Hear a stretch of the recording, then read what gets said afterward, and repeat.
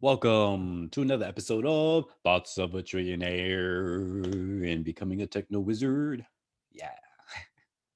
So, um, lot to talk about, as always. I really wanted to do this more consistently, but I got sick. I got sick over the weekend. Um, Luckily not like COVID sick, but allergies, right? And it's so annoying because I don't get hit by allergies often. Like it only happens maybe every other year or every other year. And it's different every time. Like sometimes my throat is scratchy. Sometimes I get like break out in boils in my eyes, get super itchy. This year I just got like a really bad congestion and head cold.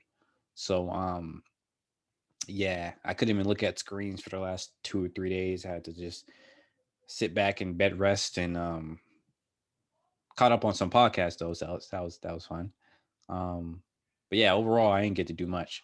So as that means this is not gonna be a lightning round. This is gonna be me taking in the next hour or so to talk about everything that's been going through my head the last couple of days. All right. So apologies up front if my voice sounds weird or if I'm coughing or sneezing a little bit. Um, this may be I'm not gonna say no more than last time, but like I do want to get to a point where I start editing these and making it like put some visuals, put some like sources and stuff like that. I definitely want to get to that point. But right now I have a lot of other stuff going on in my life, like with my job.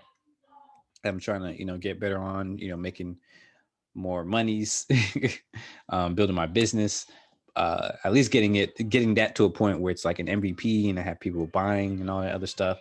So this is not high priority, at least not yet. But just to let you know, I am planning on that stuff. If you are watching this, you want to help out, hit me up because I would love to get some help with editing. But until then, this is just going to be raw, uncut, unedited, just my thoughts, unsourced, unfortunately. I will try to, as always, talk about, oh, this is where I got this from. But most of my thoughts, I like listen to so much stuff, and I almost never take notes. So yeah, I don't mean to like do any of that, but I try to make clear that these are not all my thoughts. This is stuff I've gotten from other places and everything like that. But anyways, I just wanted to get that out there. So, what have I been thinking about? Thinking a lot about scarcity, and the whether or not that's actually a good thing, um, especially in terms of our monetary system. And I got to think about that because I was listening to the great Lex Friedman for his podcast when he's talking about, and he was talking with what's his name? Oof, Alex Pompliano, Anthony Pompliano, about Bitcoin. And one of the things he mentioned was that, one of the reasons why Bitcoin is so, or any cryptocurrency is so powerful is because it has scarcity, right? You can only mint or, mine a certain amount of Bitcoin or a certain amount of cryptocurrency. And so it's inherently limited. And it's even more so than gold or any other, resource that we can get on Earth. Because on Earth, you like when we mine stuff physically, you don't actually know exactly how much you're getting out, exactly how much is mined, and so on and so forth. We can make good estimates, and they point that out in the podcast. But with Bitcoin and cryptocurrency, you know exactly how much Bitcoin is out there. You know exactly how much has been mined. You know what's left. All this other stuff. So it was saying that's a great part of cryptocurrency. But for me, I was like, is that? I don't think that's like the benefit. Like I understand why that's important, and I understand why it's especially important for currency. However, I think of the biggest use case for cryptocurrency or for blockchain rather is basically what I talked about before, I think on last episode, is the use for transparency, essentially data transparency. So the fact that you can use it for such things as validation. So in my last podcast, I think I mentioned this, but imagine when you get a certain information, when a scientist does a research study. Today that information goes to like a research journals or peer reviews and all that other stuff, and all that is locked away behind paywalls and behind this specific thing, whatever, behind academia. And unfortunately, that means, number one, it's really hard to access for the average person.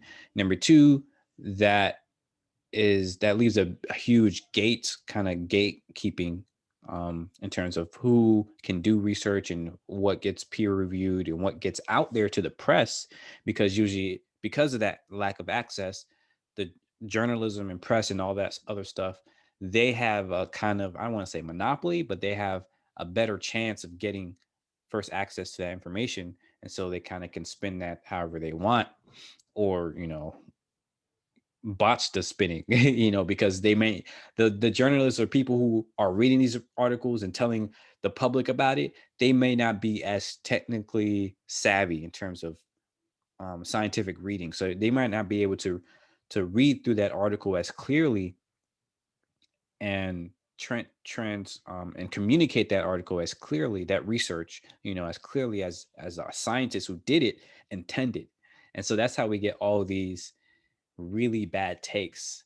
Um, and furthermore, science is a constant process of being updated, right? So they might figure out something today, but then tomorrow or next week they figure out something completely different, and it completely flips around what they thought they knew before.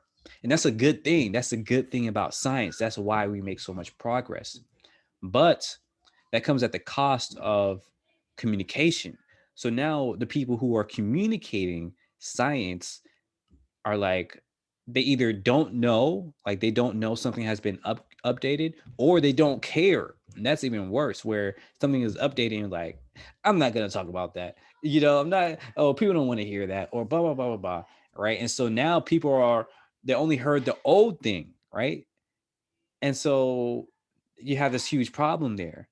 And even if you do, even in the few people who do update, the language, based on what the new research that has come out. Now people are like, "Oh, I don't know what to believe. You just changed. You just said one thing, now say another." I'm like, that's the whole point of science, man. This is not a religion. It's not set in stone, right? And so there needs to be a better communication standard and a better mental model for what science is and how it is communicated.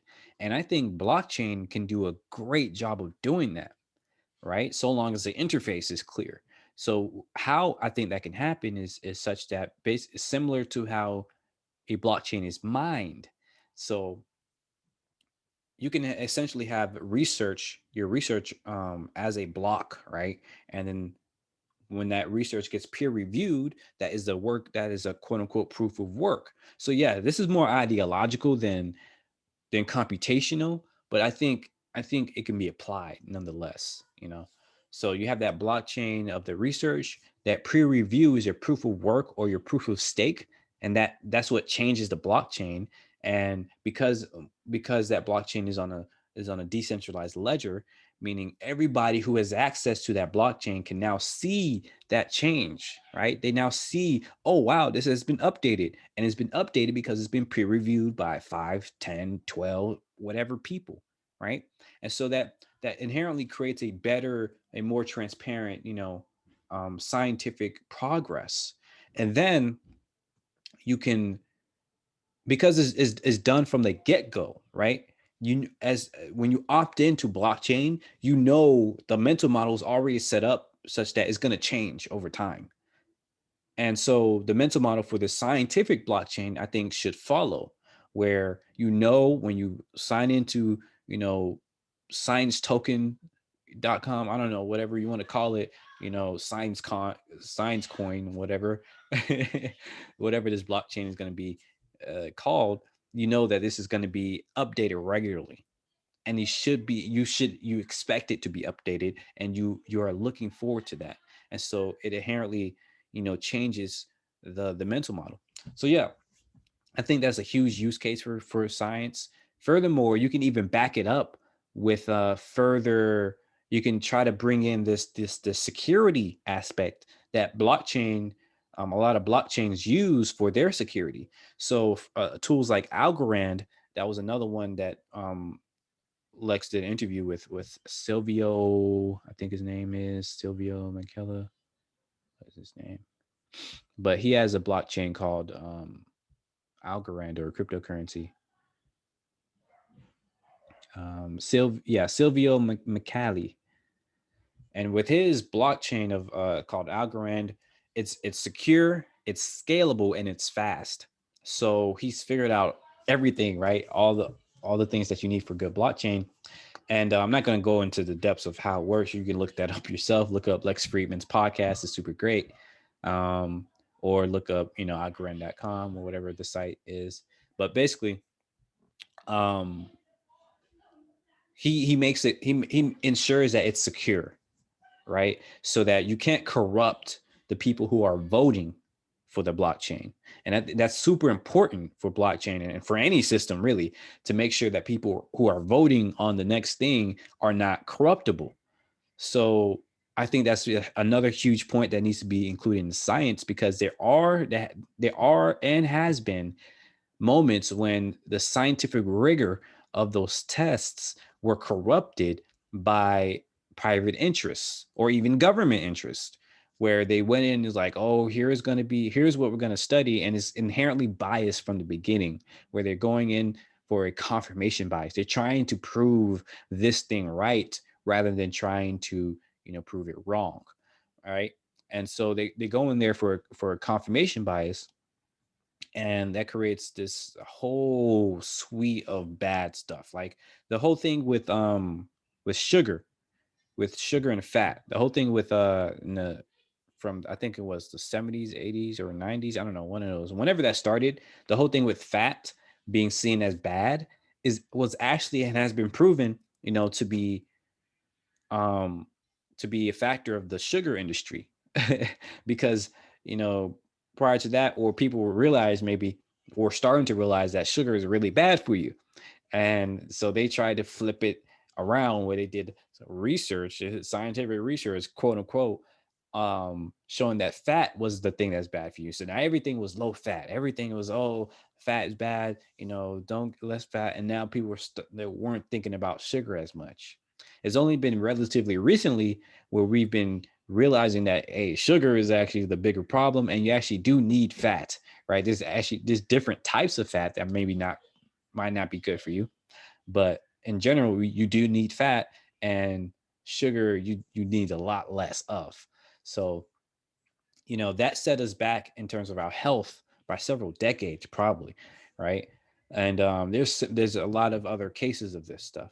So it's going to be super important for this blockchain to be inherently secure. I'm not sure exactly what that looks like, to be honest with you, but I think it does. I think it does come in the same aspect of having that transparency. So maybe those peer reviews are also on some sort of blockchain. I don't know, blockchains on blockchains, right? Where you can see who is the peer review. You can see who is the funding. Or maybe that's it. Maybe check who is the funding, who is funding this research, and what are their goals, what are their agendas, what's the original thesis of the research, right? So maybe the research itself has to be validated before it can even be included in the blockchain. And then once that research is validated, you do the research, it's peer reviewed by a number of people who are all unaffiliated with each other. And then that gets added to the next chain. So maybe that would be a better thing, because with scientific blockchain, it doesn't have to go super fast. Like with fintech blockchain, like you have to be able to have certain amount of transactions in a second, because people are spending money all the time, transferring money and stuff like that. But for this, it's less about how fast it's moving, and more about how accurate, how robust the system is. So I think that will go a long way in making science just better. So that's one thing I've been thinking about. Let me drink some water. So yeah. Um, and the next thing I started talking about scarcity. Yeah, so that's why I think scarcity is not a huge proponent into why currents or into blockchain in general. Now, in terms of currency, I understand it being used, but at the same time, I also think that scarcity is not a good thing for currency either. And here's why. Don't get me wrong, I get the point, right? Like it's the currency system that we set up runs on the idea of scarcity. Like the whole reason gold is like valuable is because we as humans ascribed value to it. And we ascribed value to it because it's shiny. Simple as that. It's shiny. It's rare. It's hard for other people to get. And so that comes with it some level of power, some level of elitism, and that has created much of our inequality. This is my problem with scarcity, is that it inherently creates inequality. You cannot have a pure egalitarian society if you have it if it is based on scarcity. Like the ideas are fundamentally mutually exclusive. You either have scarcity or you have pure egalitarianism. You cannot have both. It just doesn't make sense, right? Because scarcity, the whole reason for scarcity is to create a sense of I have this and you do not. Is to create a sense of, you know, only a certain amount of people can have this. Is to create an elite class or an elite tool or whatever, right?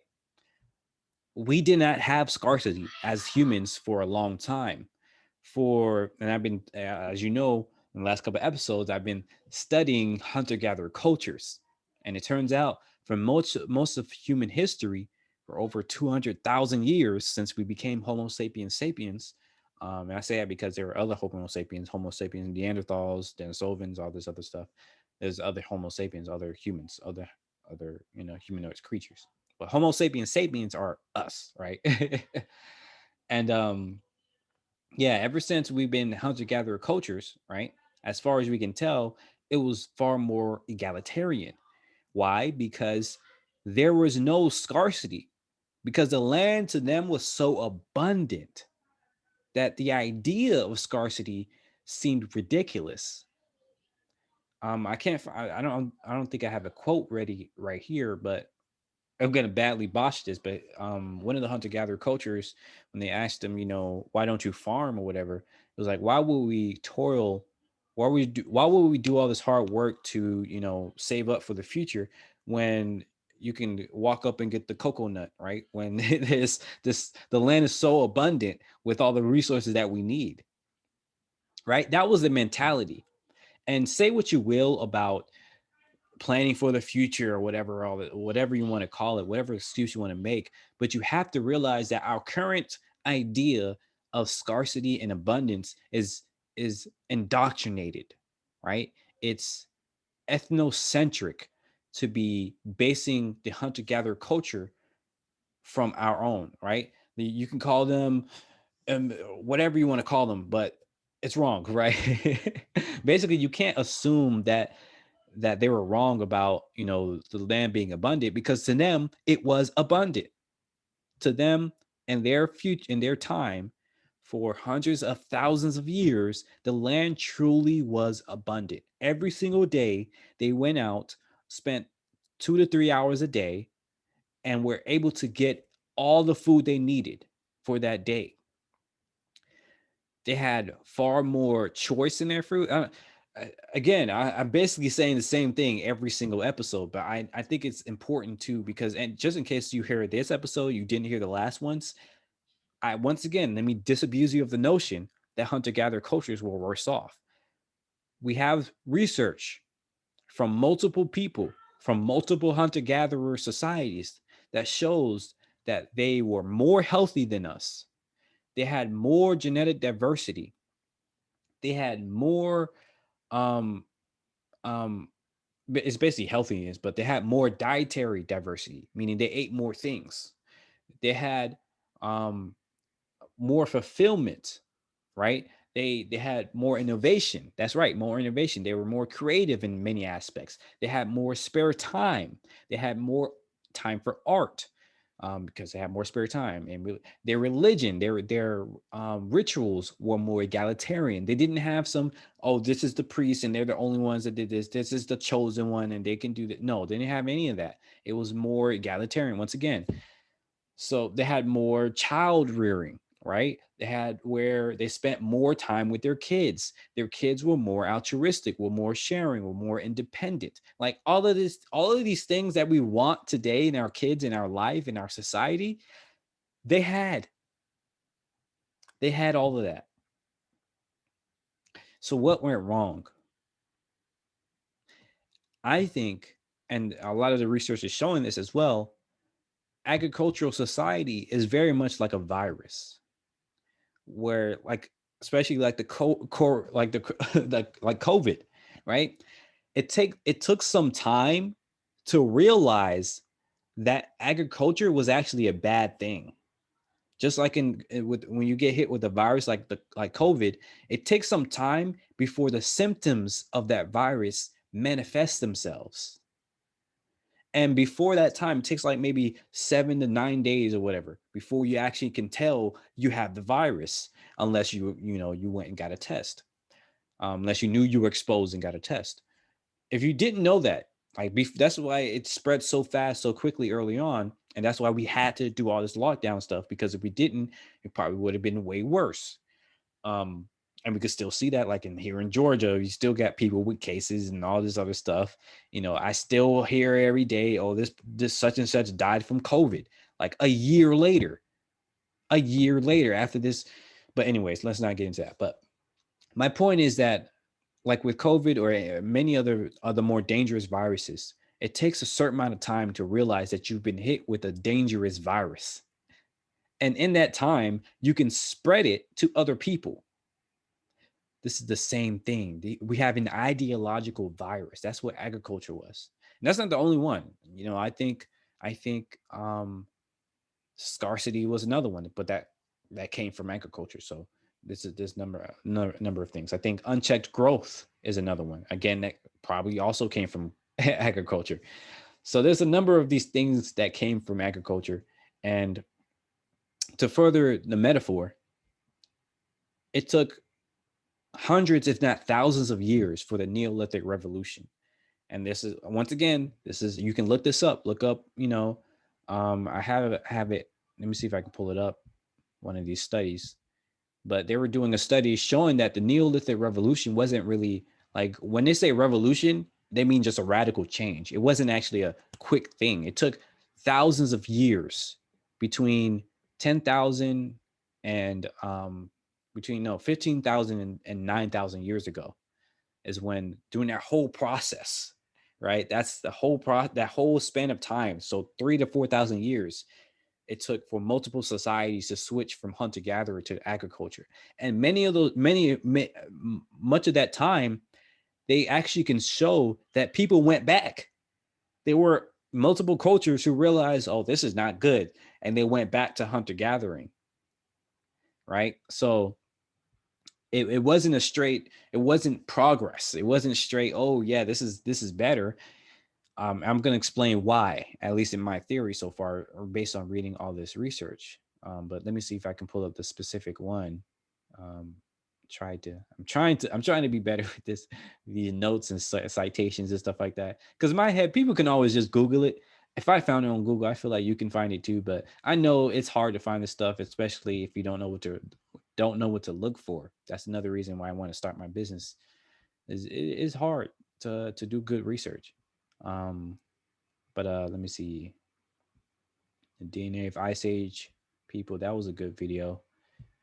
That has nothing to do with what I'm talking about right now, but well, somewhat. The DNA of Ice Age Europe. A conversation with Dr. Cosimo Post. Um, and that one's talking about how well, obviously what the DNA was, but one thing that stand out to me is because I'm on this Afrocentrist thing is that when the, when our ancestors migrated up to Europe, a lot of them still had a darker skin complexion because they had more food, they had more access to meat. And when they switched to an agricultural society, when they had more vegetables, that's when they started getting a lighter skinned, a more pale skinned complexion, because they had less access to meat, and they had to spend that vitamin D, for their, like, they weren't able to get as much vitamin D into transparent. Um, but yeah, that was interesting. But there's a number of things there. I'm sorry, I saved so much stuff now. Um,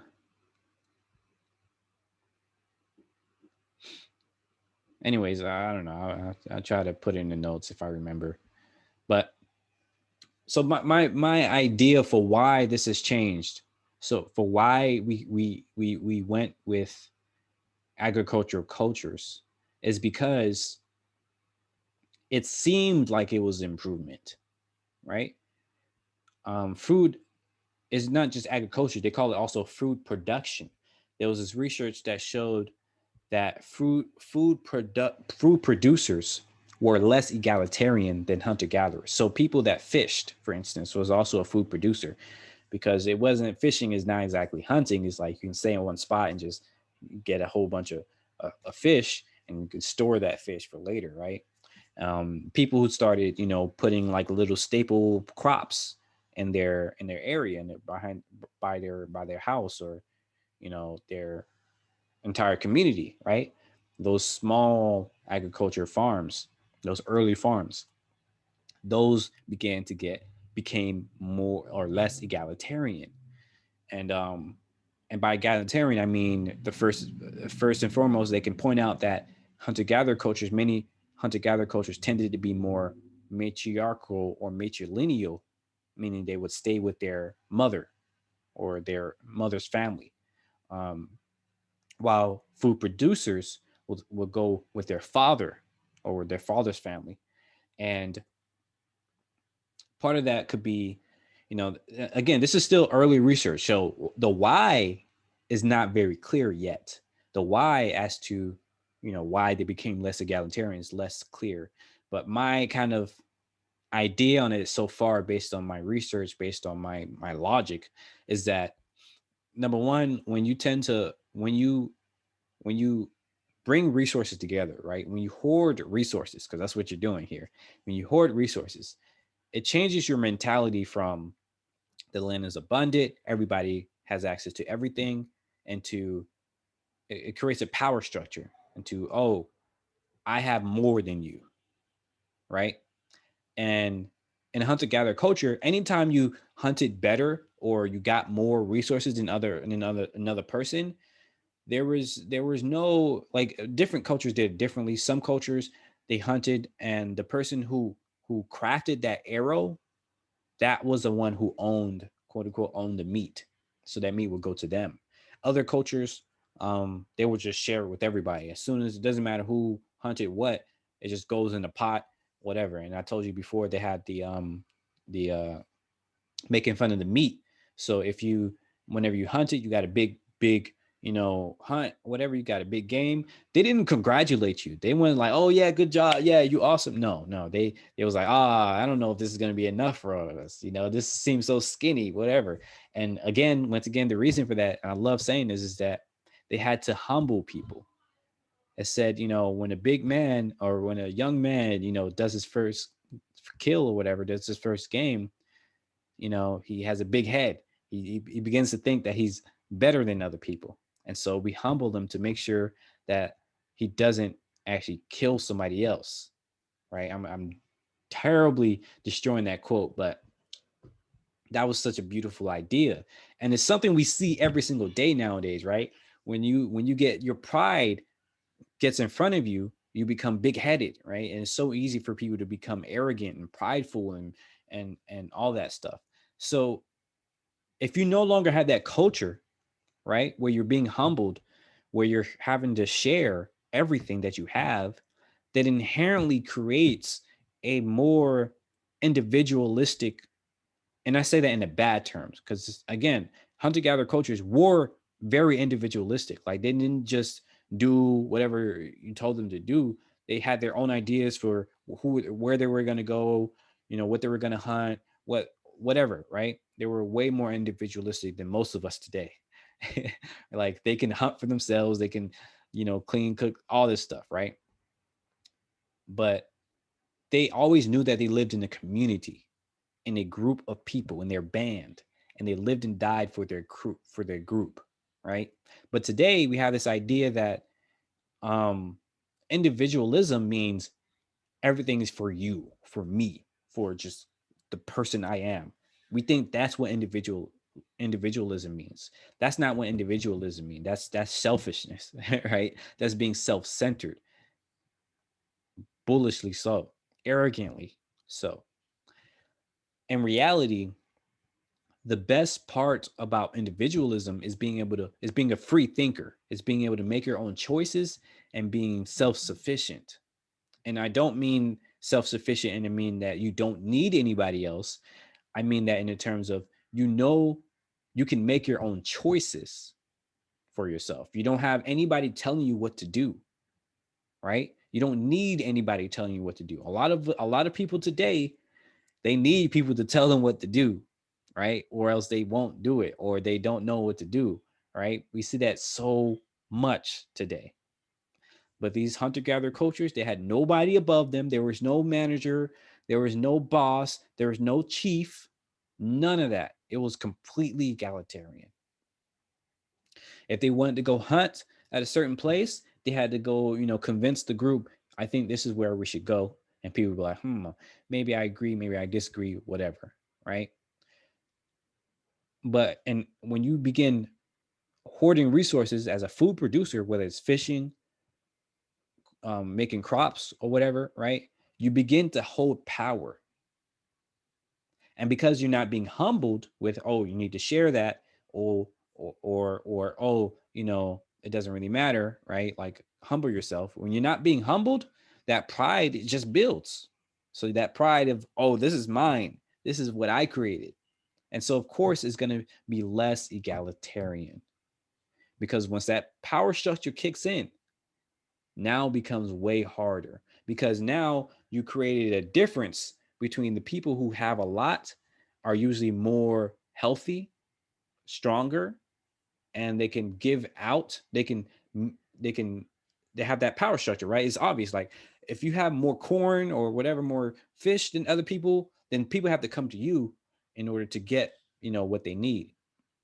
And again, I'm not sure if I'm visualizing this for you enough. Like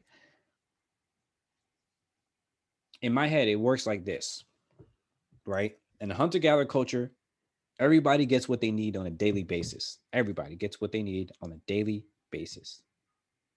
So if you happen to hunt more or gather more than somebody else, it doesn't matter because it's being shared with everybody.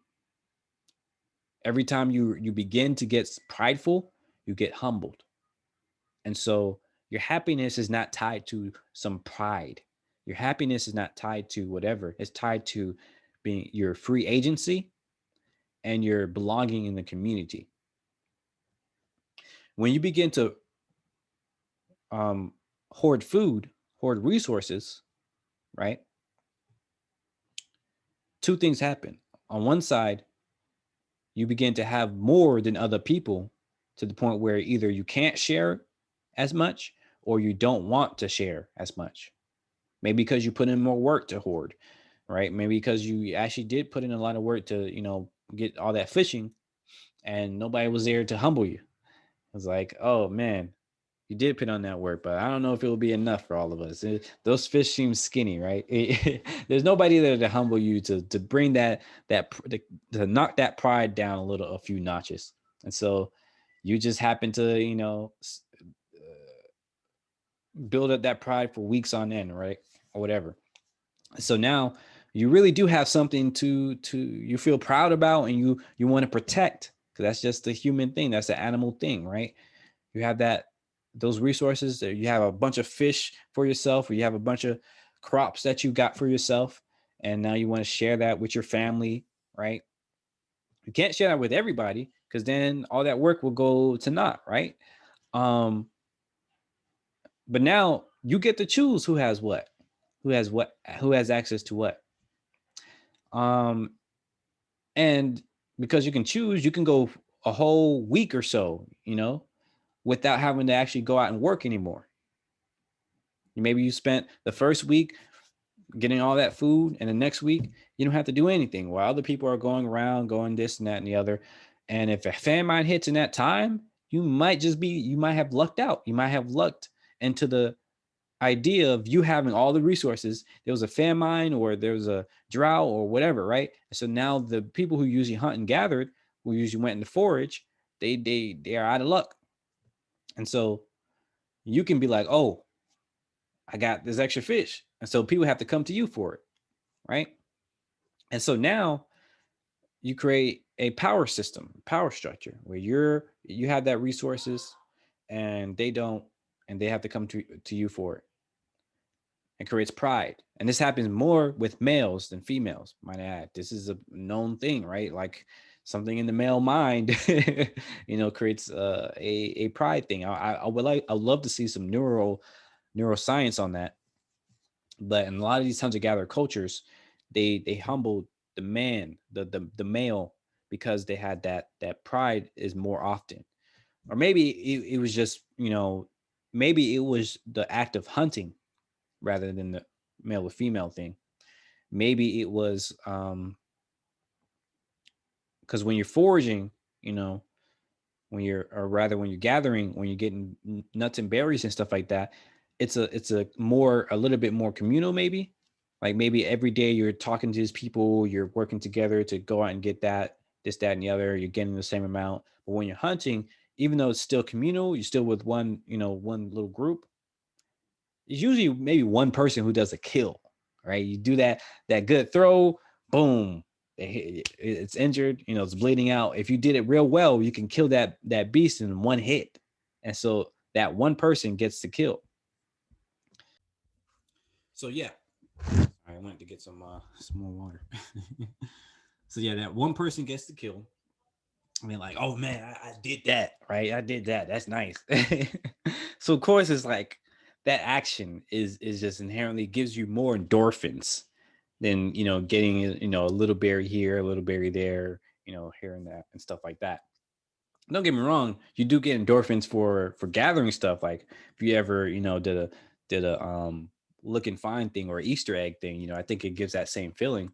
But just the adrenaline rush, right, from running after something and then like killing it, that's just, I haven't killed anything myself, but like, when you play games like survival games, I feel like it has a little bit of that. And when you're running, your body naturally creates more of that endorphins and all that other stuff. When you're in that action, right, it just creates a really big high, where everything is engaged in that action. So maybe that's it.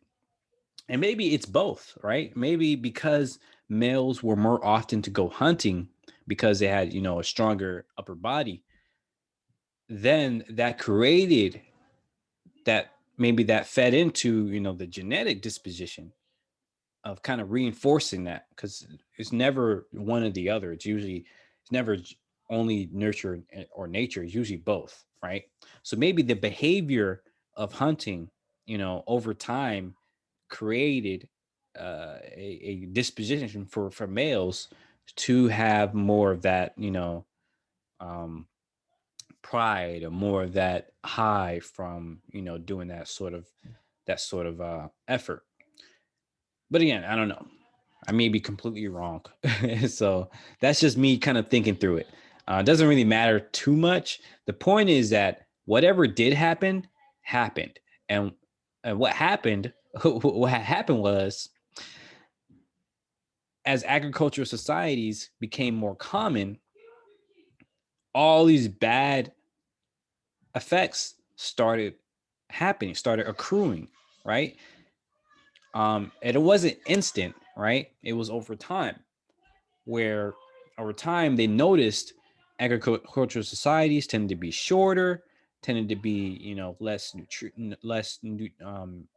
nutrient rich, less egalitarian. All this stuff started happening over time, right? So we can see that in these societies, because they lived more in family groups and like literally just your immediate family on a huge farm, right? And they had less access to a larger group, they were less genetically diverse. You know what that means. And that affects a lot of things. And they were also more, they worked hard more, right? Agriculture societies actually had more work that they had to do in a day, like from sun up to sundown. You're over there tending the seeds or the ground or whatever, right? Doing all that stuff.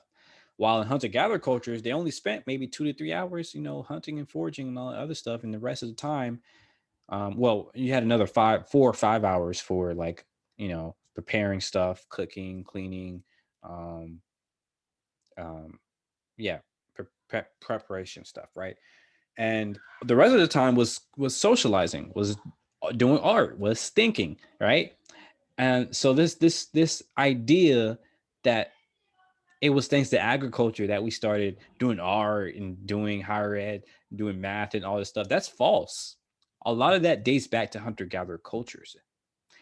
What had happened was over time, after you had enough time of agriculture, you begin to have a power structure where you had um, the elites, right? Where you had a certain class of people who were able to aggregate more resources than anybody else for a number of reasons. Maybe they were the patriarch of the family, right? And when you're in a small group of just your family, right? If the male is abusive, there's nobody else to stop him. If he's the most physically powerful person there, there's nobody else to stop him. In a community, in a band, where you have 20, 30 people all unrelated to each other, right? If somebody gets big and uppity and abusive, you got the rest of the people to go and stop them. So of course it's going to be, a natural balance. But when you have a small group, a family, a nuclear family or extended family, the big man is of course going to be the quote unquote alpha male, even though that idea is totally fake. Like there's no alpha male wolf.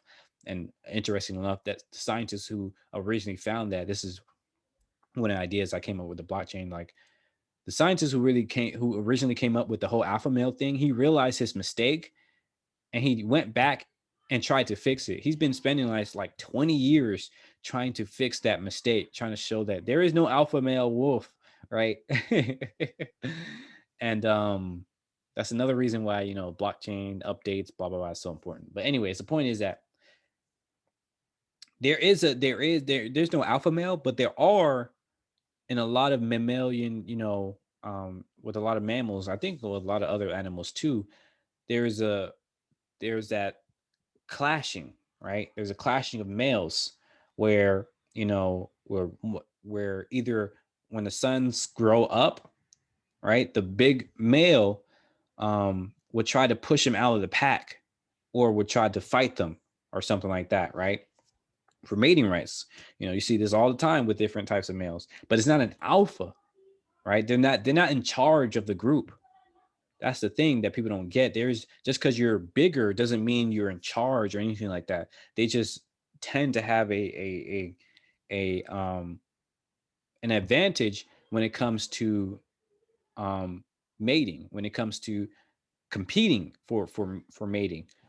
But besides that, they're not in charge of the group. They don't make any decisions or anything like that. They just tend to have a little bit of advantage.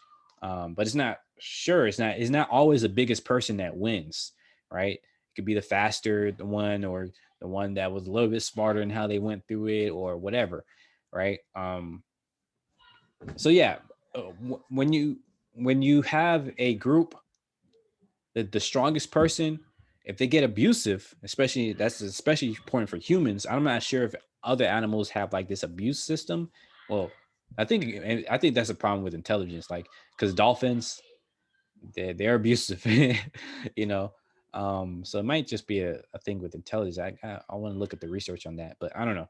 But basically, when you have that abuse system and you have no checks and balances, no other people who can stop you, then you're going to have that power structure is reinforced.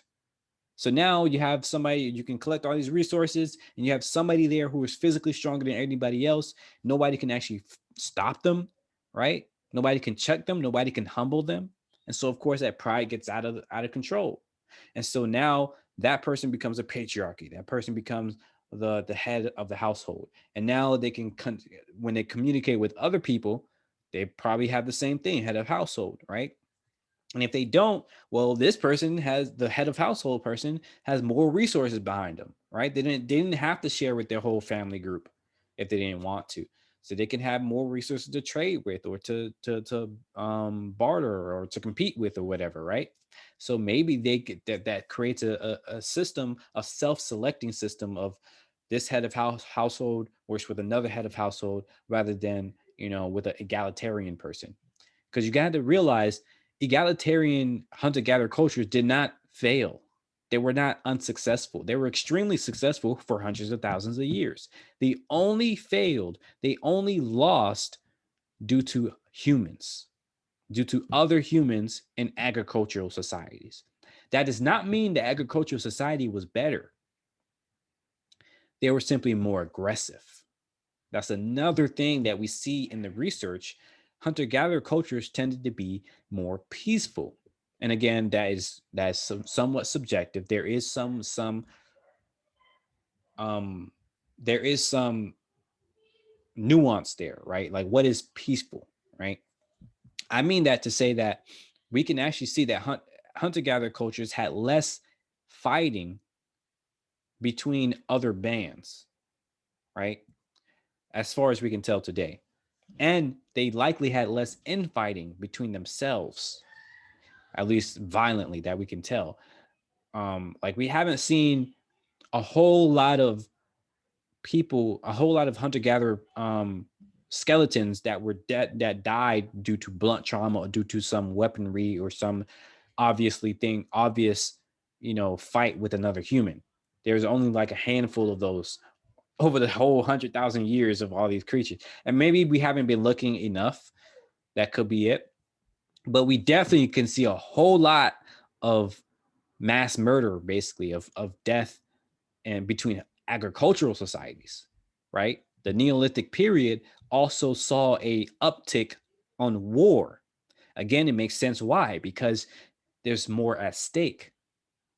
Because when you've collected all these resources, other people have also collected a lot of resources, and so that creates an inherent competition of, oh, I can, if I can kill you, I can get all those resources, right? But in the hunter gatherer culture, there was no point in killing other people.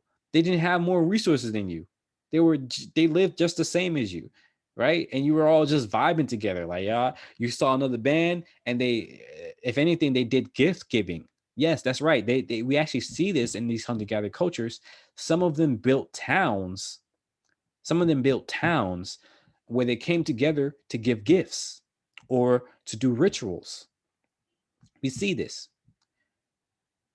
But in so the whole idea that there were no cities before Neolithic, before agricultural Neolithic times, that's false as well. We actually see cities being built by hunter gatherers where they went back to those cities maybe every year or every few years for specific purposes. But in agricultural societies, because they were more sedentary, right? Because they had all these resources that they could not move, or it wasn't very easy to move. They created these settlements. They stayed in those areas. And when you have an elite class, they're the ones who are doing a lot of the thinking and the art and the innovation, because they're the ones who had the time. Most other people were required to do all the hard work.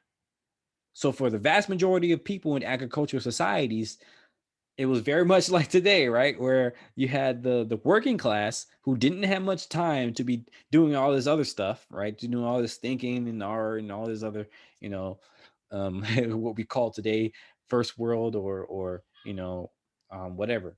these privileges. That started with agricultural societies and hunter-gatherer societies. They spent more time on art. They spent more. Everybody had could spend some time on art, on rituals, on thinking, on all this stuff. But agricultural societies, it took them years and years, decades, hundreds, if not thousands of years to accrue enough resources to the point where they had a ruling class of people who just could sit around and think and do art and all this other stuff. So if you look at the Neolithic period, you actually see that it took some time before all this technology started to advance, right? Most of the technology was just for plowing or farming sorts of tools. You didn't have the technology that we today think about the Neolithic period until a couple thousand years later. Whew, so yeah, so we made a mistake. That book says, I think there's a book about it. I haven't read it yet, but it's talking about, the title is like, was agriculture the worst mistake of humans ever? Like something like that. I've heard him talk a little bit on some podcasts, so I know what he was talking about. But yeah, this is where I got some of those ideas from. So all that to say, go back all the way to the beginning of this. Scarcity is not a good thing. Scarcity is not even a natural, quote unquote, natural thing. It's artificial. We created scarcity to justify agriculture, to justify the practice of hoarding resources. I'm pretty sure this is going to be something that's very difficult for a lot of us to grasp, to come to grips with, right?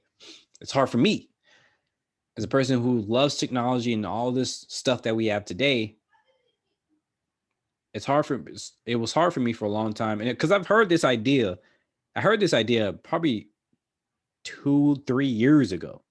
And it wasn't until like I started actually researching into hunter-gatherer cultures and seeing why we got to the where we are, and trying to figure out how to make a more self-fulfilled society, how to raise our global consciousness, how to build a business around, being better humans, unlock potential. It hasn't been until I've done all this research that I realized that, oh my gosh, this is seriously in a deep, deep problem in our society. But what the reason why I think it's so important to go over this over and over again is to make clear that this is not a fundamental problem of humans. It's a problem of our society based off of agriculture, right? Which is relatively recent. Again, it's only for the last 9 to 10,000 years that agriculture was a thing. Humans are not inherently evil. Humans are not inherently greedy. Humans are not inherently whatever, right? These bad things. Humans are very smart. We can be very kind. We can be very altruistic. We can be very, all these other, positive things that we know of ourselves, empathetic, and so on and so forth. And we were that for a long time. What people fail to realize, especially today, is that we humans are animals, just like every other animal. And animals are, their behavior is determined by the environment. I don't want to go into that whole environmental determinism crap. Like, I'm not trying to put some word on it. It's logic, right? Your behavior is going to be constricted by the environment that you're in. If you're in a forest, you're going to eat things that are in the forest. You're going to use wood or whatever else is in the forest to make stuff, to make tools, or habitats or whatever, right? You're not going to be in the forest and then find some sand out of nowhere and make a or live, make a beach or whatever. It just doesn't make sense. The environment determines your behavior.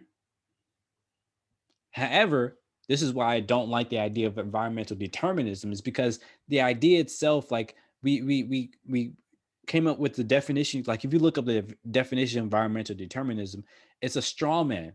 It's a straw man argument, like from the basis of how they define it. But because it doesn't consider the fact that humans and every other animal also change the environment. It's not either or, right? It's not binary. It's not just one and the other. It's we are constrained by the environment, and then, or at the same time, we also change that environment. It's a cycle, right? You live in a forest. It's like a beaver or whatever, or a hummingbird, right? You live in the forest and you eat of the forest. You use those tools in the forest to do your whatever you want to do, and then you also customize it for yourself, right? You personalize the experience of the forest to what's better for you. Many animals do this. We as humans are just another animal that does the same thing. The difference between those animals and us, as far as we can tell, is that we're supposed to be self aware.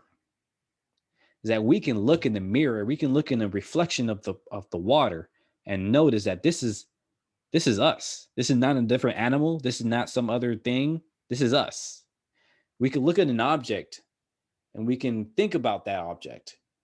We can realize that this object is going to go in our bodies and is going to come out, and that is going to go back into the land and it's going to grow something else. We can think about these things. As far as we can tell, no other animals have this ability, or close to, like, similar to what we have, right? So this ability to be self-aware, to run simulations in our minds, right, is unique for us. That's what makes us different. It's not that we are necessarily quote unquote better than other animals or less animalistic, whatever that means. We're the same thing as them. And this shows you that we're the same, because if we if we were so evolved, so transcendent, right? Will we have created this stupid world that we live in, where more than half of the population of ourselves, like of our other fellow humans, don't live good lives? If we were so transcendent than other, beyond living so far beyond other animals, would we have created, a world where we have this viral coefficient, where we think of viral coefficients as a good thing? Like, unchecked growth is not good. Unchecked growth is a virus. COVID, cancer. That's unchecked growth. And yet, in business, in capitalism, I'm not trying to poo poo capitalism. I can talk about that later, but we just have gone so far down the rabbit hole of our society today that we are trying to justify the smell of our own shit. Like, we're trying to justify all this bull crap that we tell ourselves. We can't have unchecked growth. We can't have growth ad infinitum. We can't keep progressing in the materialistic plane. And I say it like that because the only growth that you can have infinitely, or like without consequences, is mental growth, is learning more, being more mature, being more wise. I don't think that comes with the with the consequences, with cost, because it's not physical. Like, we're not taking something from somewhere else and then putting it in another place. Any sort of materialistic growth is inherently limited. Any sort of inherent is physical growth. Any technology that we can come up with, any you know any physical technology, because I think there's an idealistic technologies as well, that like language is a idealistic technology. But any physical technology, any physical products and monetary system, any physical monetary system, any Any physical thing that we can imagine comes at a cost. And as a hunter gatherer culture, that cost was obvious, right? If you wanted meat, you had to go kill that animal, another animal, and you saw it die. Somebody brought it, and you saw them bring it to the camp, right? You had to take it apart, whatever. When you go and pick off berries or get fruits and vegetables, you saw the difference. You saw the cost, right? You saw that when you went to grab that fruit, there was less fruit there. It's simple math. You didn't even have to think about the math. It was just logic, right? You take this, there's less there, right? So you knew that over time you couldn't keep taking from this bush. You had to go find another bush. You couldn't keep taking from this thing. You had to go find another one, right? You couldn't stay in this area and kill everything and gather everything. You had to go to another area until this one regrew. It was inherent logic in hunter-gatherer cultures. But our society, since it's based on the agricultural society, it made us delusional. It made us think that we can just grow whatever food that we want on this land. We can control the land to grow stuff, and it just keeps growing whenever. But actually, the cost was just hidden, right? That like it's not magic. It's not. It didn't come out of nowhere. Whenever you go and grow stuff, you have to find the seeds. You have to put it in the ground. You have to water it. So that's another thing. The water comes from somewhere. Put it in the ground, and it's taking nutrients out of the ground. So that's one thing, that's hidden is the fact that you're taking nutrients out of the ground. So you can't keep growing there. Over time, agricultural societies did realize this, that you can't keep growing the same crop in the same ground forever. Unfortunately, it took them, they had to, kill the ground before they realized what happened. So that's why many food production cultures had to innovate, right? They had to figure out charring. They had to figure out, biochar, where you burn the ground to put more, nitrogen or whatever in there. And you had to do, don't get me wrong, agriculture still come out with some great, we created great innovation, technology, all this stuff. We did progress. I'm not saying we didn't. I'm just saying that progress came at the cost of something, because much of that progress was physical, was materialistic. When you invent a new thing, a new tool, right? All you're doing is taking something from somewhere else and putting it in a new form. Energy is neither created nor destroyed. And so we created all this technology as a agricultural society, as an agrarian society. And every step of the way is just like the frog who gets burnt, who gets boiled to death because the water's being turned up just a little bit every time, just a little bit, until it burns to death. That's literally what's happening on this earth, right? We're taking resources from somewhere, hoarding it in one place, and we're not even thinking about what's happening to the environment or to the cycle or to whatever, right? And we keep doing this every year, every century, every generation, every society. And so, of course, it's just a matter of time before it all collapses. It's just a matter of time before the environment that we kept taking stuff from collapses. Energy is neither created nor destroyed. But we think we're just creating stuff. We think technology is just creating new things. No, it's not creating new things. Materialistic technology is just taking from one place and putting it in another place. Simple as that. But we forgot that. Where does your computer come from? What resources went into making this computer or this phone that you're looking at me, that you're watching this video on? Where did that all that energy come from? Where do you think it came from? It came from somewhere.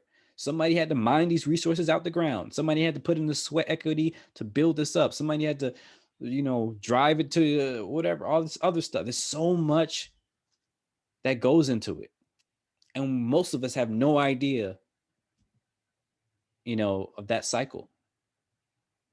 And so, of course, it is going to collapse. That's the problem with scarcity, with the realization that, well, first of all, the problem with scarcity is that, number one, it creates a power structure. So it's inherently not egalitarian. You cannot have egalitarian society and scarcity. Number two, it creates a disillusionment, a or rather a delusionment. You become, creates an incentive to be delusional. That's what I mean to say. Because when you have a scarce system, you realize that there is a finite amount of resources. And because of that, you hoard those resources for yourself. But that comes at the cost of wherever you got those resources from.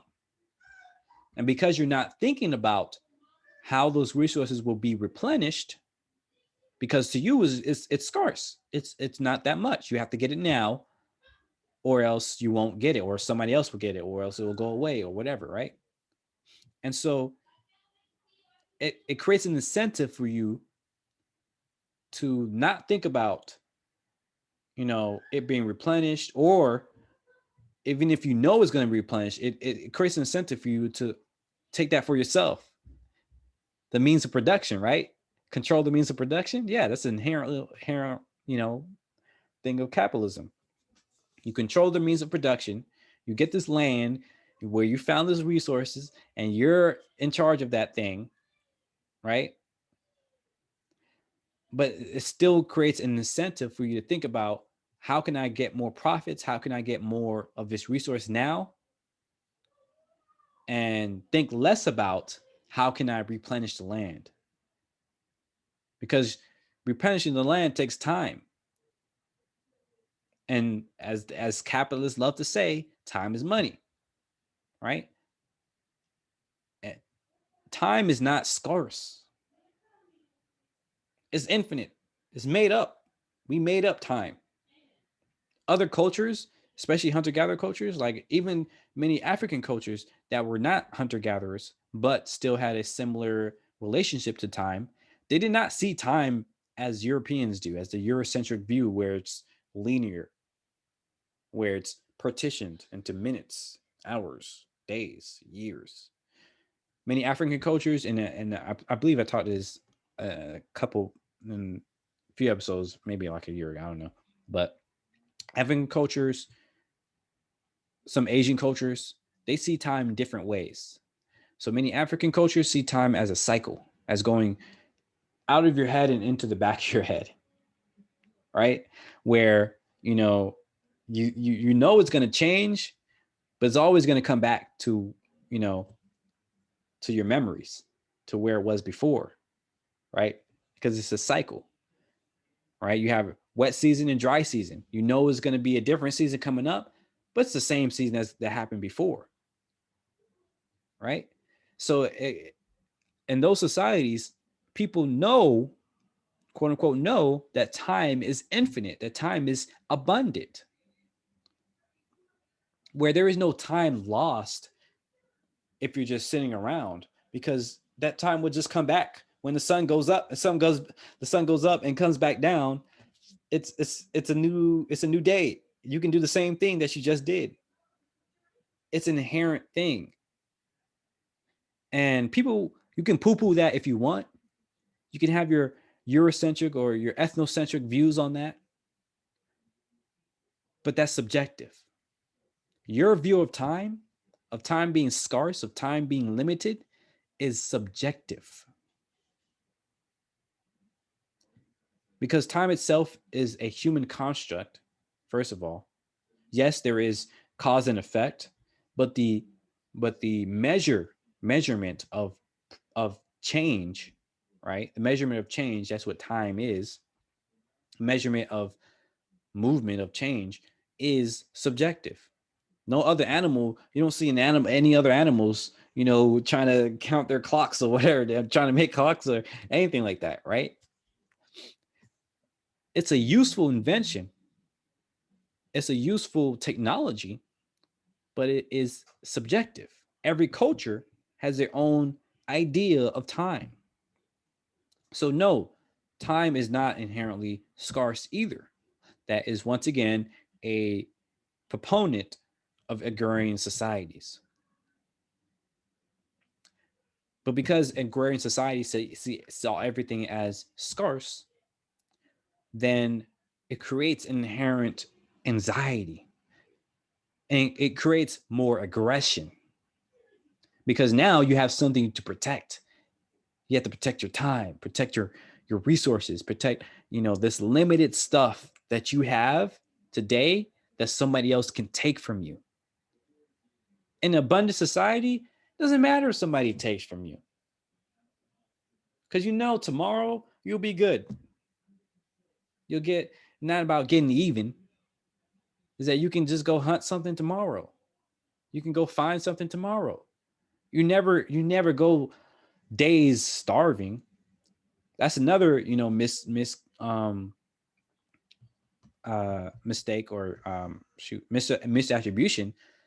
Starvation came into play during agrarian societies because in hunter gatherer societies they were so sufficient, they were so talented at finding resources in the around them that they never went multiple days starved, even even to this day, right? And well, not no longer, because I was going to say the Kalahari Desert, the Khoisan, and there's another group. There's a couple other groups that are in the Kalahari Desert. This is the most quote unquote scarce place, right? They have droughts all the time. It looks arid. It looks dead to most of us, right?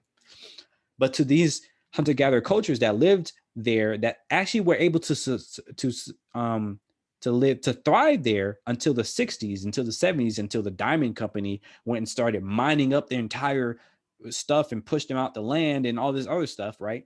Before before they came in, all this time from 200,000 years ago until 30 years ago, these cultures were able to survive in the worst place on earth, the Kalahari Desert, which is one of the worst places on earth, right? It's less quote unquote abundant as far as we know. Like they can't grow anything there. Like the reason why the Kalahari Desert, like the people, the Khoisan, were able to survive there when all the other hunter-gatherer cultures were being killed off or being, outcompeted by agrarian societies. And I say outcompeted because, again, agrarian society, you can store up more resources.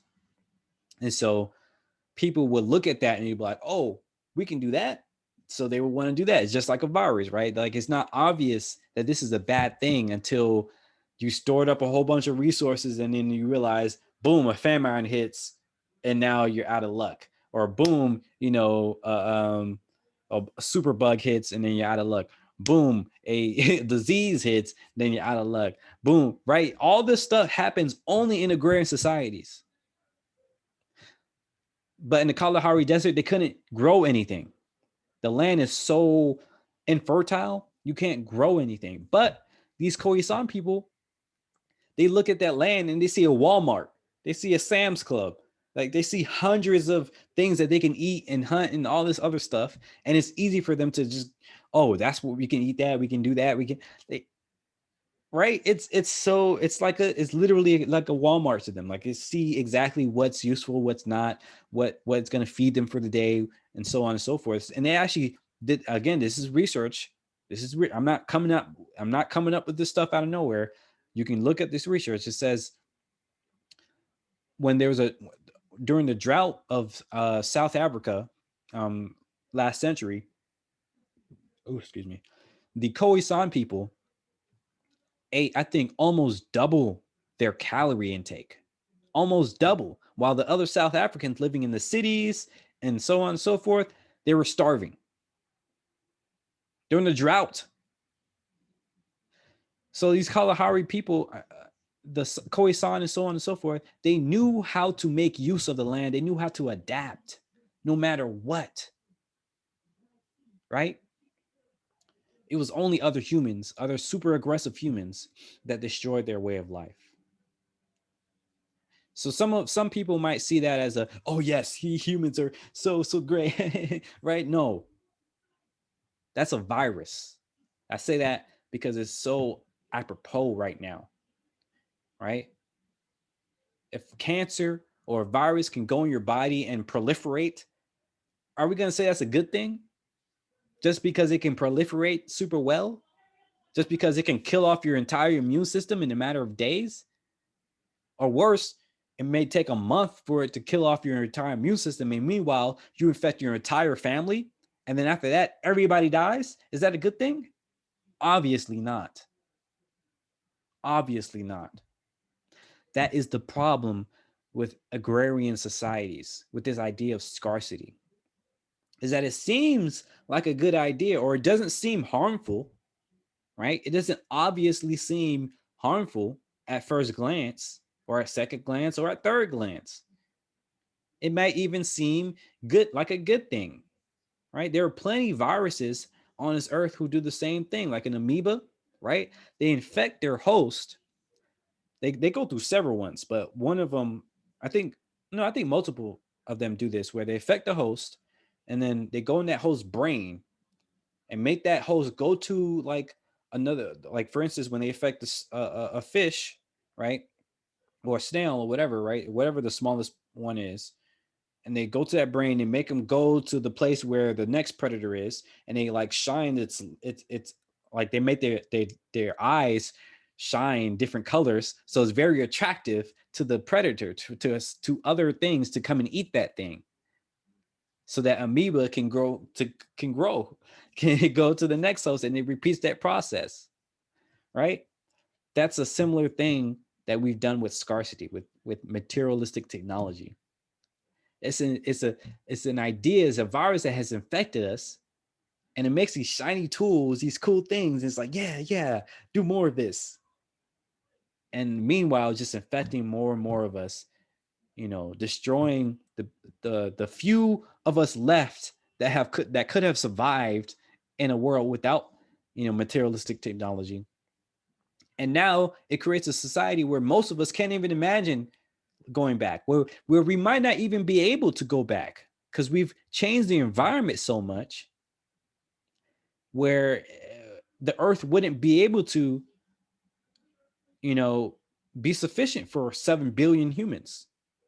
And I want to point out that it's not a population problem. Like I've been saying this for a long time, but overpopulation is not the problem. It's a symptom of the problem.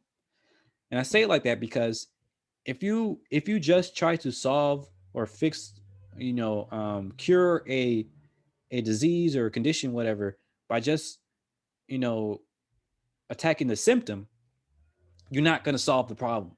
The problem is still going to be there.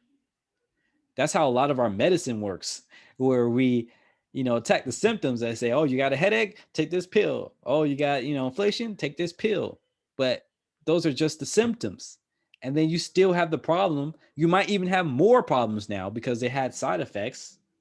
And so now you got to take more pills. Or now you're taking the pills for longer, right?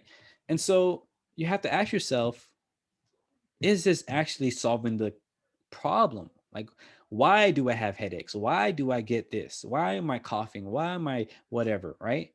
If your doctor actually takes the time to do real, doctor work and get down to the first principles, get down to the actual core of the problem, they can prescribe you a better medicine to actually solve that problem, to actually cure your sickness.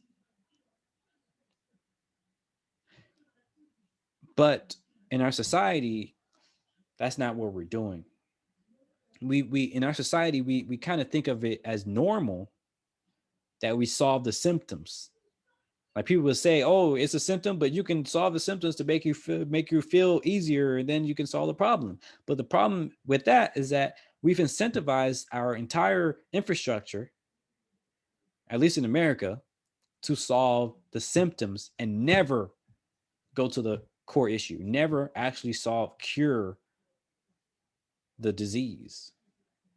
And so if we think overpopulation is the problem, right? When it's actually the symptom, even if you do the worst thing ever and do a genocide, kill billions of people, like Thanos, right? Snap the world, half the population's left. That's not going to solve the problem. Because all that's going to happen is that people are going to be like, oh, all you had to do was kill half the population. Now, look at us. Now we have more stuff than ever before. But it's still based on a scarcity mindset. So now you're just going to have more people aggregating more stuff. People trying to get bigger houses, more cars, more TVs, more this, that, and the other, right? And we call that abundance. That's not abundance. That's materialistic scarcity, materialistic hoarding. And so we try to get more and more of these resources, and that it creates a whole problem all over again. If anything, at that point, it's going to happen once again. And then what? Now you have 3 billion people, and you still have global warming, you still have climate change, rather, you still have these problems with the mining, like mining these blood mines and child labor, slave labor, all this other stuff. You still have all these problems. So now what? You're going to kill another half a billion people, another half of the population? It's just going to happen all over again. These agrarian societies didn't they only had what, less than 1 million humans on the earth at that time when the agrarian societies started popping off. Agrarian societies enabled us to overpopulate, enabled us to think that we can have a whole bunch of people right in this town or in this city, and all you had to do is make sure everybody was fed, put everybody to work, and the ruling class, they actually got to live the good life. They got to live the life that the hunter-gatherer cultures lived. But they were still worse off. They still had less health. They had the pure bloods. They were less genetically diverse. So yeah, I want to bring this to an end. Been talking a long time. My throat is got 2 glasses of water. My throat's still dry. So um scarcity is not a good thing. And like I said, I want to make clear I'm not trying to poo-poo capitalism. I'm not trying to poo-poo all the like shit talk, all the technology progress we've had. Yes, it's amazing that you and I can talk right now across the world. I always say that. And it's amazing the stuff that we did come up with, that we went to the moon. Like, would hunter-gatherer cultures have done this? I'm not sure. That's the thing. We can't say that. We can't say that they wouldn't have come up with this stuff. Like, you can probably point to the people in the Kalahari Desert. Like, they clearly didn't come up with any rockets or anything like that in this span of time. But they've also have not really been able to, expand beyond their zone, right? And they had high fulfillments. Like, they didn't really care about going to the moon or whatever. And like I always say, I've said this before, and this is the more extreme, radical idea, even more radical than everything else I've been talking about. But maybe they were using, non-materialistic technology. Maybe their use of rituals, maybe their use of um, psychedelics, maybe that allowed them to go beyond this plane of existence. Maybe that allowed them to travel amongst the stars in a way that we still don't understand. You know, and that sounds absolutely crazy.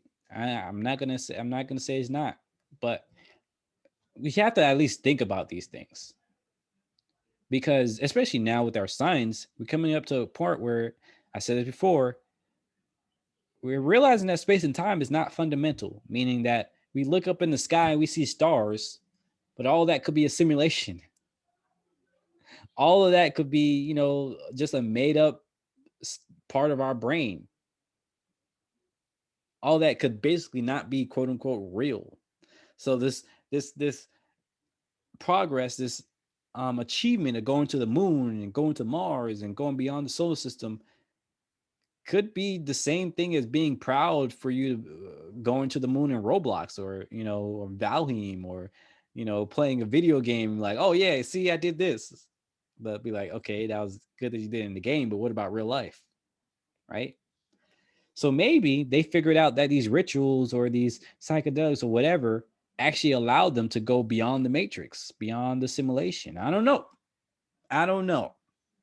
All I'm saying is that our science is actually showing us, our research is showing us that a lot of what we see in philosophy, logic, right, is showing us that we might not even be living in the base reality. We might not even be living that this materialistic thing that we have today is may not even be important in a grand scheme of things.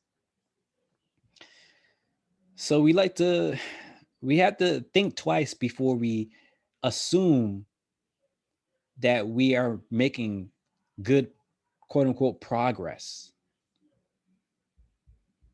We have to really think twice about that. So before you try to, ignore everything I'm saying about this and saying, oh, at least we have technology, at least we have the internet. You got to remember, trees had the internet before we did. That's right. They have a fungal internet. Look it up. Where they create with the myocillin, whatever it's called.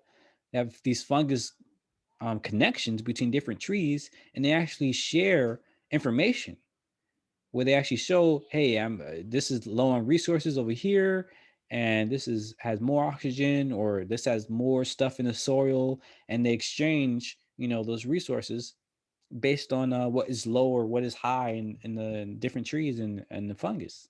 It's very interesting. It's absolutely insane to think about, but look it up. So, and that's just one example. Like that's just another material example, but that shows you that biology has created, a lot of the technology that we're trying to create today. Like we're trying to create drones and these autonomous vehicles, and meanwhile, you got ants, you got bees. That's basically their own autonomous vehicles. Every day, a lot of scientists, a lot of computer scientists are looking at how nature works to describe, to try and figure out how we can make better computers, right?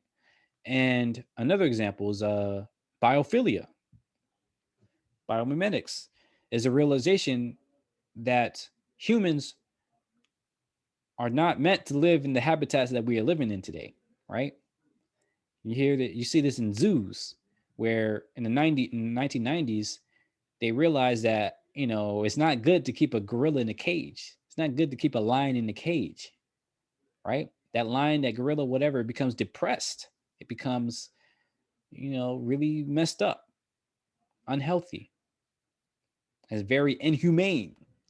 And so they created their habitats to reflect their real life habitat.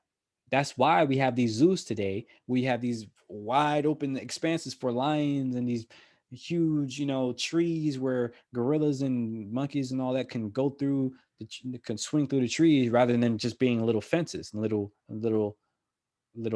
cages, because they realizes this is inhumane and this is unhealthy for those animals. And yet, at the same time, here we are living in these cages. Here we are living in a house that has nothing to do with our natural habitat. And every time we do more research into what makes humans more productive, right? More fulfilled, more happy, less depressed, less anxious, less lonely. Turns out we need to just reflect our natural habitat, which is more light, more sight lines, living more of a savanna type of setup, having shadows and trees and plant life, right? All this stuff, natural air, all this stuff, right? It's crazy that we've delusioned ourselves so much into thinking that we are not animals, into thinking that we are some transcendent beings, into thinking that We are God's creatures, right? And I'm not going to go into the whole religion thing because that's a whole other thing for a whole other episode. But suffice to say that rituals are different than religion. I at least want to point out that these hunter gatherer cultures who had rituals were again more egalitarian. They didn't have a chosen one. They didn't have priests to be the only ones to tell you what you should do and what you should not do. They had these things where they came together and they felt this collective sense of, I don't know what you want to call it, serendipity, or this transcendence, or whatever you want to call it, right? Where they were able to have some relationship with spirits, with nature, with the beyond, whatever you want to call it, right? They had, everybody in the community had a relationship with that. But today we don't have any of that, right? Even in churches, you don't have that. Even in these religions, you don't have that. And it's because they're hierarchical, because they're inherently scarcity based, right? Where you have to do this thing and this amount of people will go to heaven, or these are the chosen ones and this is the rules you have to follow, and you have to listen to these people who are come down to tell you this is what God said or whatever, right? And these other cultures, they did not have that. These hierarchical church structures and religious structures are inherently unegalitarian. Yeah, these, right wingers talking about freedom, but at the same time want to go to church, listen to a pastor and the deacons and all these people tell them what to do. Well, guess what? If you want an egalitarian culture, you might have to look at your religion. You might have to reconsider that. But anyways, so I don't want to get too much into that. Not yet. We like to demonize the idea of rituals and the idea of this, that, and the other, but a lot of the rituals they had before was dancing, singing, art. Was realizing that, animals, other animals, whatever, were really amazing creatures. Was a deep sense of gratitude. That was a lot of the rituals, was a deep sense of gratitude. Where they looked at a lion and it was like, whoa, that's a majestic creature right there. We don't want to mess with that, right? And they had these rituals about that. Um Again, I want to get into that too much right now, but it's just so sad that we've delusioned ourselves so much, and we've indoctrinated ourselves so deeply into this idea that everything we're doing today is right, that we're on the right path, that we're making the right kind of progress. But our research, our science, our history is telling us a different story. So, yeah, you really need to reconsider. And we really need to realize that we've constructed an entire environment where we are not fit to live. So many companies are trying to create these more open spaces and, have more green spaces in their environments because they're realizing that this is what makes people more productive and all this other stuff. But we're really just trying to go back to where we were, go back to the hunter gatherer cultures that we were at before. That was our peak experience, was our peak humanity. But until we realize that on a mass scale, it's going to be really difficult to go back there, because there's going to be so many of us who are going to be pointing to progress, pointing to quote unquote progress, quote unquote competition, quote unquote. I say point and point, but you know what I'm saying. They're going to be pointing to all this stuff that we have today, saying, "Oh yes, look at all we've created," without actually embarking on critical thinking, without actually having practicing that free thinking that everybody wants to have nowadays. So many people just want to assume that we're doing the best we can, or we're at our best point in evolution than we ever were, when in reality we're 10,000 years behind. And that sucks to say. Don't get me wrong, it's just hard. It's hard to admit. It's hard. But until we admit it, as a species, as a society, it's going to be really difficult to solve all these issues that we have in our society. And that's just the truth of it. That's just the truth of it. But yeah, I don't like to leave it on the bad note. I never do. But I'm gonna leave it right there because we have to think about this stuff. It has to hit hard. If you don't let it hit you, if you don't let it change your mentality, your mental models, your assumptions about the world, then you're not doing enough. You're not doing justice to yourself or to your society or to your the future generations to come. And that's simple. That's as simple as it is. And if you don't believe me, do your research. Let's debate. Let's talk about it. I'm ready.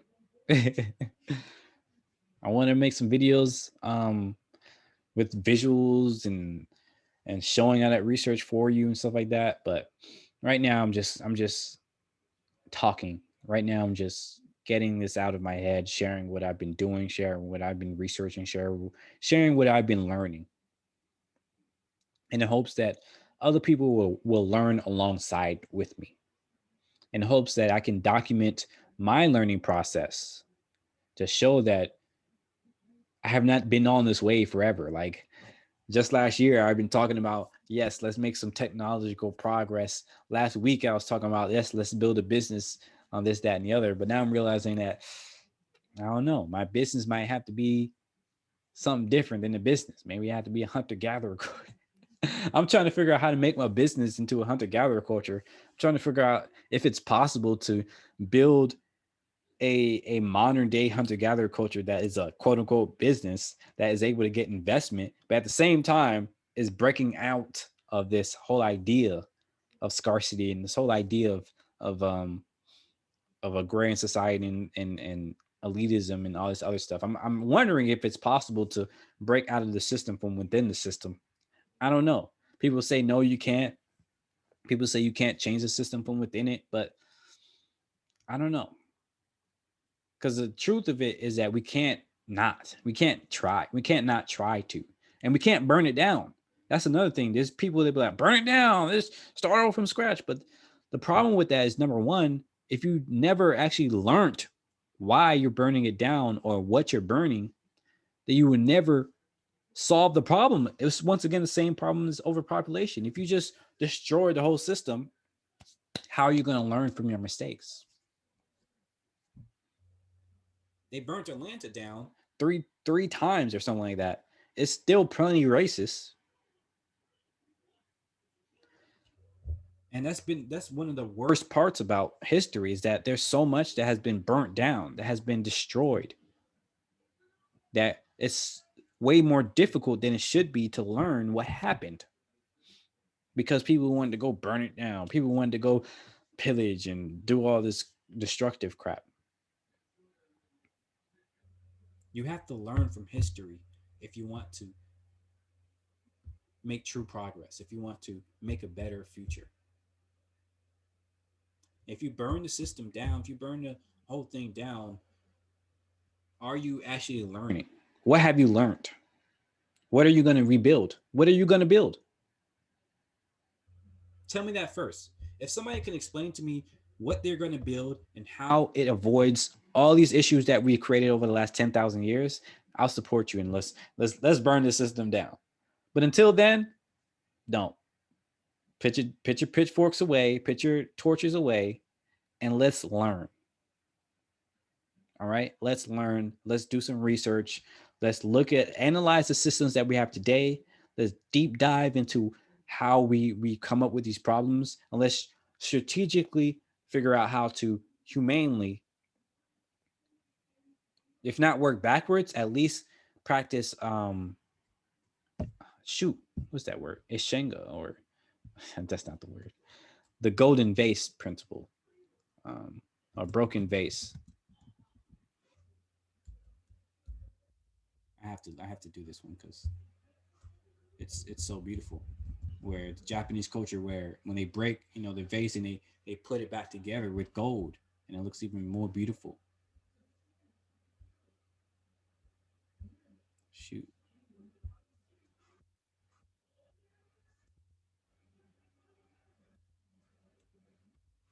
fix with gold. Here we go. Kintsugi, Kintsugi or Kintsugi. Let's practice that.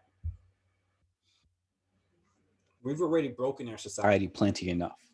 All right, we don't need to break it into we don't need to obliterate it into fine pieces that we can't even put back together again. Okay, that's what happens when you burn the society. Is that you not only are you destroying what already a broken system, but you're now grinding it into dust, and now you have nothing to build upon. You have to start over from scratch, and it's more likely that you'll just repeat the same mistakes. So let's rebuild. Let's take these broken pieces, point out the broken pieces, you know, let's bring them all together and say, hey, okay, this is a broken piece. This broke off from here. You know, this probably goes here. And then let's put it back together. Let's inlay it with gold, with our wisdom, right? And I think that will create a better society. That will create a more beautiful culture, humanity. And then we can really be rocking then we can really transcend. Then we can really progress, right? We can go to the moon. We can go to the stars. We can go to beyond the next dimension, whatever you want to call it. We can go beyond. But we can't do that if we repeat the same mistakes. So yeah, if that's if I have to leave with a positive note, that's the positive note. It's like let's point out everything that's broken in our society. Let's bring it together, and let's rebuild. Thanks for watching as always. If you want to talk, if you want to fight, if you want some research, um, like I have a whole Notion document where I put all my stuff on there, not just my research, but also like music I'm listening to, books, um, interesting websites or whatever. It's all there. I want to turn this into a curated experience, so I don't want to share in the description yet because it's very very rough. I haven't really tagged everything. Oh, excuse me. Sorry. But excuse me. But yeah, hit me up at Elijah Cloud, ElijahClaude, if you want to talk, go in the comments. And please reach out. I've been talking to so many people. Like, shout out to my friend Alexander. Shout out to my friends Zachariah. Shout out to Carrie. Shout out to Tammy. Hearing all these people that are like, oh, I listen to your stuff. I love it. But y'all never reach out to me. I mean, Zach does. I gotta give him credit. He be reaching out more often. We talk on a daily basis, not daily, but like a weekly basis at least. So shout out to Zach. But like, if you actually watching these, if you the 3, 4, 5 people watching this stuff, hit me up, please. Put in the comments. Like, I feel like I'm going crazy. Like, I've stopped so much stuff because I feel like I'm just there's no point in me sharing it. I'm still learning, right? I'm still documenting and jotting stuff down in my own private notes or something. I'm not gonna lie, I don't do it in my own private notes, but I still do in my head, and I still talk about it with people. Like in my Discord, whenever I do start talking about it, I'd be like putting stuff down, everything I learned, all that stuff. But I stopped blogging. Like I don't do as many of these videos as I want to, or my podcast, because I feel like nobody's watching it. And if nobody's watching it, there's no point in me putting it out right now. Like if anything, I can, even though I did have the plan of putting this out for the future, I still want to be able to conversate with people, to talk with people, because I think that's when you really can get into some deep stuff. That's when you really can vibe on some stuff, right? Because that's when you're communicating with other people, you have to get out of your head and you have to communicate more effectively. You have to go through your subjective experience with theirs. You have to go through your assumptions. I'm trying to guess what other people would have a problem with when I'm talking, and that's not good, right? I want to really know what other people have a problem with, or what people have difficulties understanding, or what people won't want to believe, or what I need to That's another reason why I don't share sources, because I don't know what people will actually want to read. Like, what do you believe is right? What I'm right or wrong about? Like, should I share sources about the DNA stuff, or about, like I can pull out like 12, 20 sources, right? But if nobody's going to read all that, I'm just wasting my time. Like, I could be spending this time just talking, or just, working on my other stuff. It takes a lot of time to sit down and and aggregate every single source I've ever, pulled anything from, putting them all in the comments, and then lining up to like talking points in my video. It takes a lot of time. And if nobody's watching this right now, there's no point. I might as well just, just talk like this and just keep it moving. If I want to document it for the future, I can document it just like this, rough and ugly. And then, in my own private notes, I have all my citations, for me to refer back to by myself. But yeah, it takes a lot of time. So if you're watching this, hit me up, like, for real, in the comments. I'm not, don't be scared. Don't be thinking that you're, I don't know, don't be thinking that you're dumb, or that you are not as intelligent or whatever. Because all of my stuff, it just comes from reading. I'm just a nerd. I just like to read. I'm not that smart. You might be able to tell by how I talk. I'm not that smart. I just read a lot. That's it, right? And if you read, as much too, you'll probably see the same thing. Even if you don't read, you'll probably have more raw intelligence than me. Like my friend Carrie, I'm not sure if he reads as much. Maybe he does. He probably does read more than me in certain aspects, but he's inherently way more intelligent in many aspects. He can go on and on about this, that, and the other. My girlfriend, she doesn't read a whole lot of stuff, but she's a really good writer, and she has a really good memory. Like, she memorizes all these animals, and so, like, she's one of those people who can point out to you what kind of butterfly, is flying around, exactly what kind of animal that was, or whatever, right? The species and everything. Like, she's that type of, smart, and that's not me. I can't do that, right? There's a lot of people I know who can be super smart about math, or super smart about this, that, and the other, and I'm not that. Only thing I have going for me is that I like to read, and I'm very ambitious. And ambitious in terms of, I have a really big like vision, and I can grasp really big ideas, right? But that comes at the cost of, sometimes it's difficult to grasp small ideas for me. Like, small stuff, I'm just like, what? Like coding, really bad for me, because I'm like, if I don't understand the entire assembly line language, like why a code works, like why syntax works, like what's the machine learning, like what's the binary, what's the electronic, configuration that makes this syntax work, it's going to be, it's very difficult for me to understand code. And that's not a good way of going about coding. That's why I hate coding. That's why I couldn't continue it, because it just, yeah, it just didn't vibe with me. Like, whatever. But anyways, my point is that, don't think that you're not smart enough or whatever. Smart is subjective. There's 8 different types of intelligence, at least 8. Okay, so don't be scared. Don't think you're not smart enough. Don't think don't have anything to talk to. Even if it's just, oh wow, I like this, or wow, I didn't like this, or wow, I don't think that makes sense to me. Say that, and we can talk, we can conversate, like, because I love to get to the point where I can help people understand something, right? Me talking right now is just me just sharing whatever's in my head, and just blah blah blah blah blah. But the real discussion, the real conversation, comes in when somebody else says, I don't understand this, like, I don't think that makes sense. And then I'm like, okay, I understand why you think that. Here's what I meant to say, or here's, a good way of understanding it, right? When we can have that dialogue, it's a better conversation for me. I enjoy that more than just talking, and hopefully that helps you to understand it more as well. So yeah, please, please, please leave a comment, email me, or hit me up on DMs or whatever, right? Just, let's talk. All right. So yeah.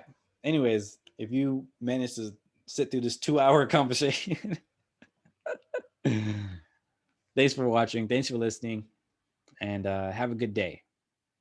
Bye.